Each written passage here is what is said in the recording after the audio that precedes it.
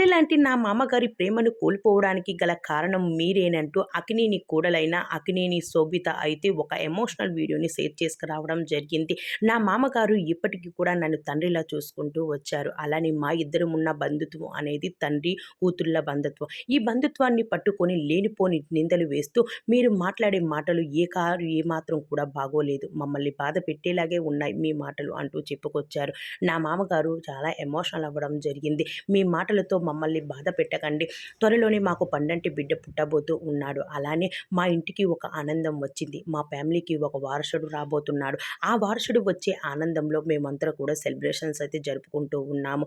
దాన్ని మీరు చెడగొట్టకండి. ఇలాంటి మాటలతో మరోసారి మమ్మల్ని ఇబ్బంది పెట్టకండి అంటూ అక్కినేని వారి కోడలైన శోభిత అయితే అందరినీ కూడా ప్రాధేయపడడం జరిగింది. మరి శోభిత చేసిన ఈ వీడియో సోషల్ మీడియాలో బాగా వైరల్ అయ్యింది. అయితే తన మామగారికి అలానే తనకి ఏమాత్రం కూడా సంబంధం లేదని, మేమిద్దరం తండ్రి అలానే కూతుర్ల మధ్య బంధం అని చాలా బంధంగా చెప్పుకొచ్చింది. అయితే అక్కినేని వారి కోడలు అనిపించుకుంది శోభిత.